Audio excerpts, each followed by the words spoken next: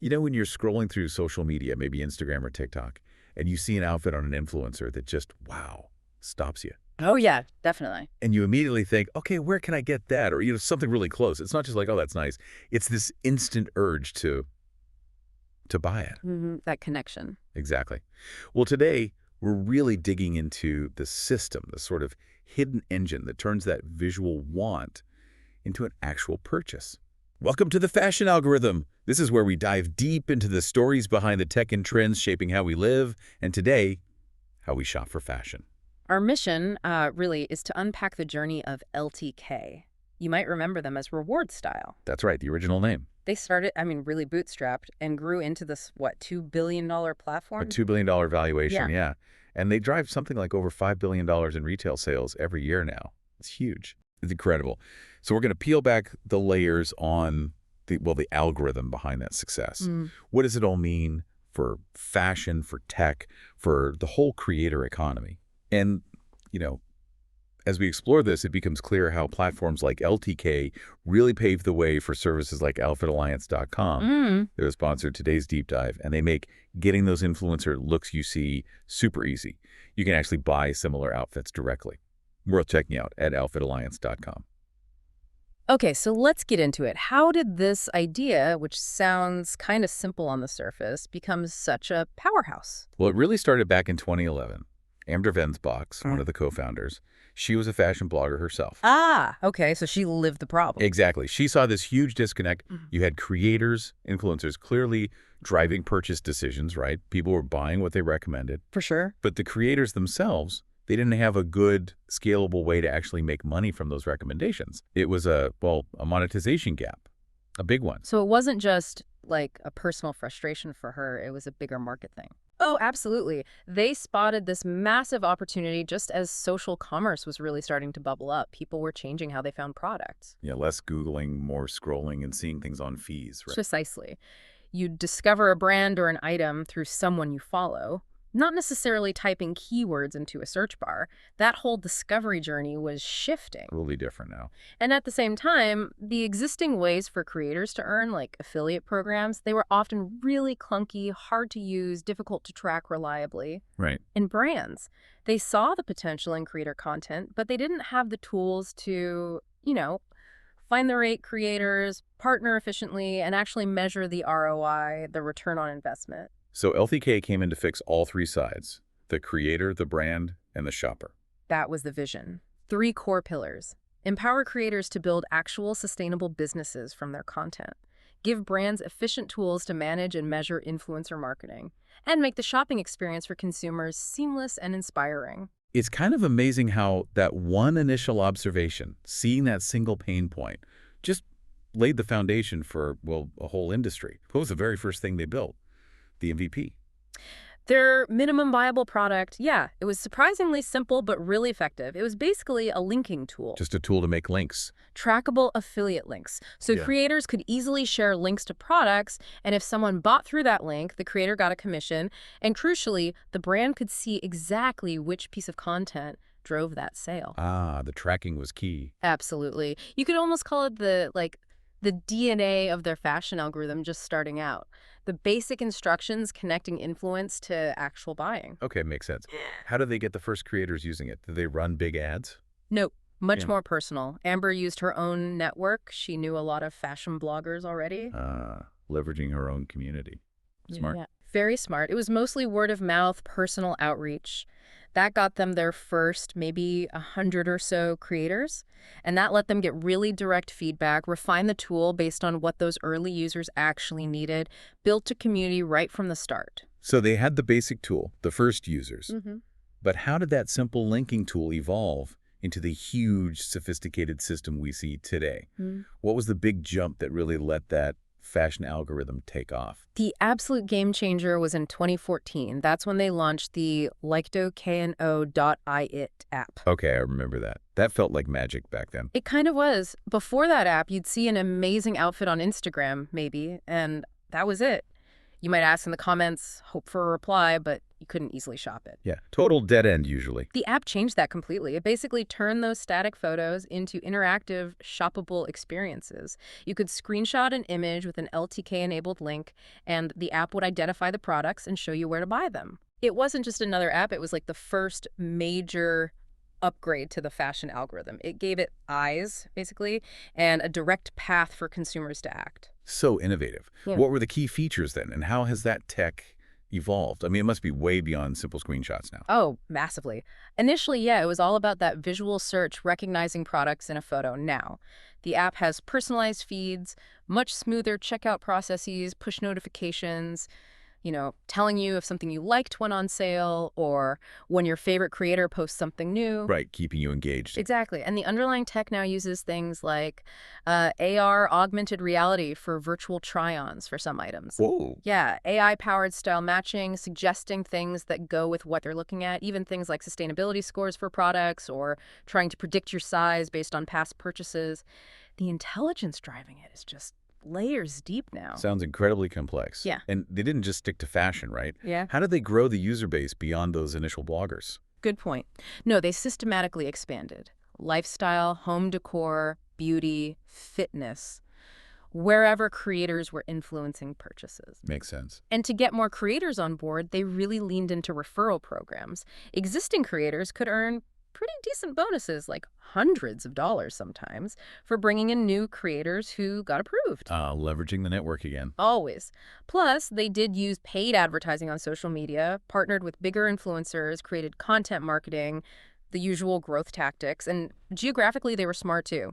Started with English-speaking markets, US, UK, Canada, Australia, got that right, then went global. A very phased approach. You mentioned the algorithm learning. Yeah. Was that just good software, or did they have some serious tech patents and stuff behind it? Oh, serious tech muscle. Absolutely. LTK invested a ton in their own proprietary technology. They've secured, I think the number is over 70 patents now. 70? Wow. Yeah, covering their linking tech, the tracking systems, how they discover relevant content. This built a really strong competitive moat. It's not easy for someone else to just copy what they do technically. That makes it hard to compete. Definitely. And their business model grew too. It wasn't just commissions from sales anymore. They added subscription fees for brands to use the platform, premium features for creators, diversifying how they made money. So if you're listening and wondering how your mindless scrolling suddenly turns into clicking buy now, it's really about this incredibly robust, almost invisible system, right? This fashion algorithm, learning what you like from how you browse and engage.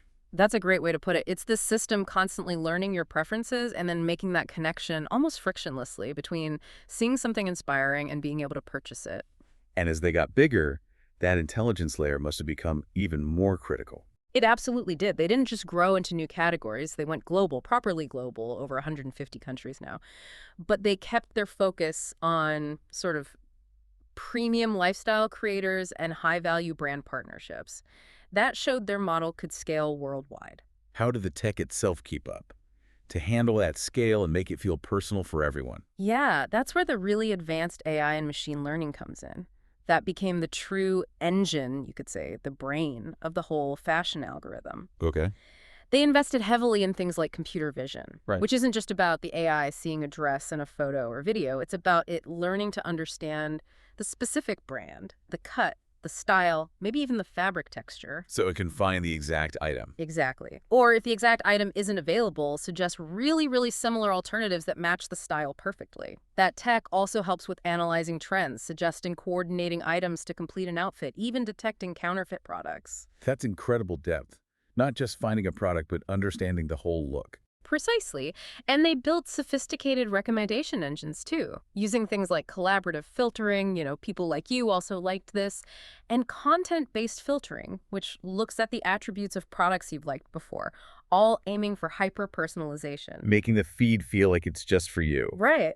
And more recently, they even launched something called LTK Copilot. It's an AI assistant for the creators. Oh, wow. Helping them create. Yeah, it helps generate product descriptions, write engaging captions. It can even try to predict upcoming trends, suggest the best times to post, automate A/B testing on content. It's the algorithm actively helping creators be better at their job. It's just fascinating how that tech backbone, the AI and the algorithms, really became the core engine. Constantly learning, constantly optimizing that link between seeing something cool and buying it. It's way more than just a platform, isn't it? It's like this intelligence layer. Definitely an intelligence layer. And it helps the brands too. They build enterprise-level tools like the LTK 360 analytics platform. It gives big brands and agencies really deep insights into how campaigns are doing, tools to find the right creators. They even offer white label solutions and API access for deeper integrations. And partnerships must have been key too, with the social platforms. Oh, crucial. Strategic partnerships with Instagram, TikTok, YouTube, Pinterest, absolutely vital. And also with e-commerce platforms like Shopify and Amazon. Those integrations make everything work seamlessly together at massive scale. And all of this presumably feeds back into making the experience better for the person shopping. Always. Constant iteration on the consumer side. Real-time personalization, adding social features like group shopping or live shopping events, pushing things like AR try-on. It's all about making that mobile shopping experience engaging, easy, and turning that passive scroll into active discovery. It's just such a comprehensive ecosystem they've built. If you're listening and trying to understand how a company achieves this kind of dominance, what are the absolute must-haves? What's the blueprint from LTK's success? Yeah, looking back at their, 14-year journey, you can definitely pull out a kind of playbook. First, I'd say founder market fit. Amber was the target user. She understood the creator's pain points from personal experience. That authenticity is huge. Right, she wasn't just guessing at the problem. Exactly. Second, a technology-first approach and strong IP. They didn't just build software, they invested heavily in unique proprietary tech and then protected it with those 70-plus patents. That's a massive barrier to entry. Protecting the core innovation. Makes sense. Absolutely critical. Third, building a true multi-sided platform with network effects. They had to carefully balance the needs of three different groups: creators, brands, and consumers. Tricky balance. Very. But when it works, it creates this powerful cycle. More creators attract more brands, which attracts more consumers, which attracts more creators. Everyone benefits from the platform growing. Fourth, a focus on quality over quantity. Yeah, you mentioned they were selective with creators. Super selective, like only a 20–30% acceptance rate.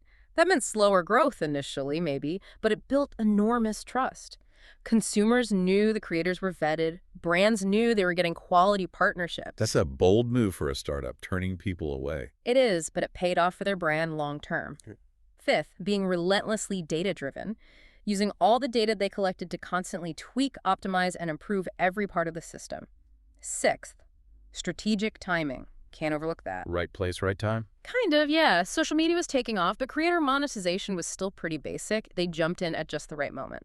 Seventh, financial discipline. Remember, they bootstrapped for a long time. Yeah, that's impressive. It meant they achieved profitability before taking big outside investment. That gives you so much control of your destiny. Eighth, real community building. They didn't just provide tools, they fostered strong communities for creators and brands, building loyalty.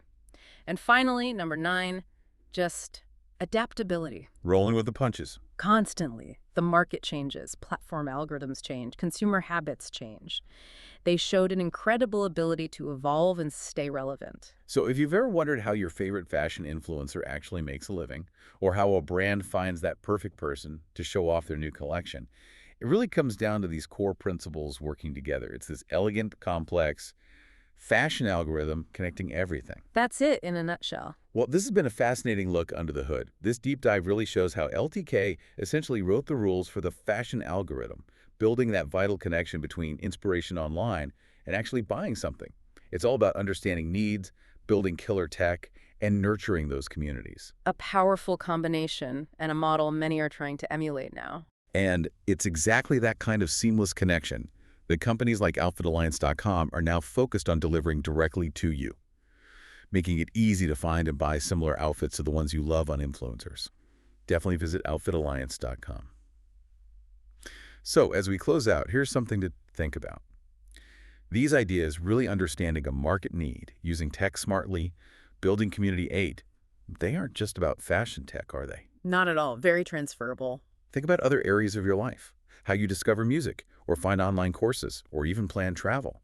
Could similar algorithms, similar intelligence layers be shaping those experiences too? What might be the next big connection being built right now? If you found this deep dive into the fashion algorithm interesting, please do share it with a friend, maybe someone who loves fashion or tech or just understanding how things work. And hey, don't forget to subscribe wherever you get your audio so you won't miss our next deep dive.